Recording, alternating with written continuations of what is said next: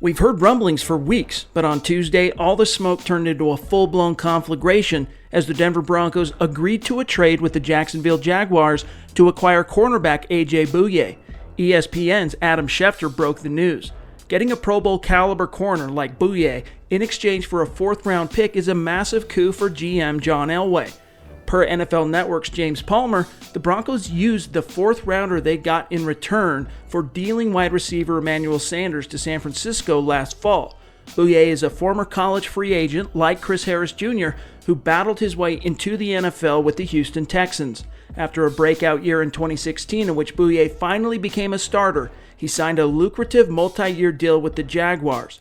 In 2017, he posted a career year in Jacksonville with 6 interceptions and 16 passes defensed, which led to his one Pro Bowl selection.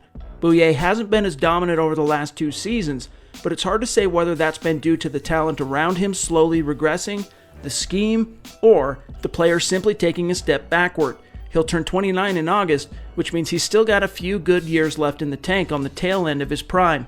The Broncos will absorb his contract, which comes with a $13 million base salary in 2020 and 2021. It's unclear at this stage whether a new deal will be offered, but we can't rule it out as a possibility.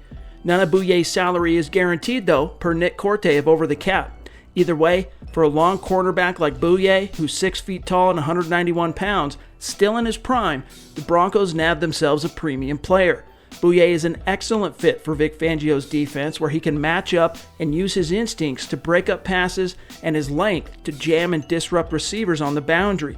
Per Nicky Jhabvala of The Athletic, Fangio has had his eye on Bouye for at least 3 years, as the Chicago Bears offered Bouye more than Jacksonville did when he hit free agency back in 2017, but he chose the Jaguars' offer, perhaps due to the tax benefits in Florida. The trade will eat away at the Broncos' projected cap space. Before the trade, the Broncos had an estimated $70 million in cap space, and without knowing whether a new deal will come in the wake of the Bouye trade being consummated later this month, it's probably best to subtract his $13 million base salary from the running total.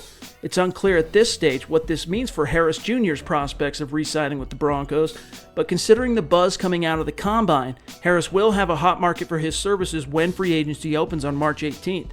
But if Elway could find a way to get him re-signed before he hits the market, it would give the Broncos 3 bona fide corners to rely on, counting, of course, Bryce Callahan, who's coming back from foot surgery. However, the Bouye trade could signal the inverse, that the Broncos are moving on from Harris Jr.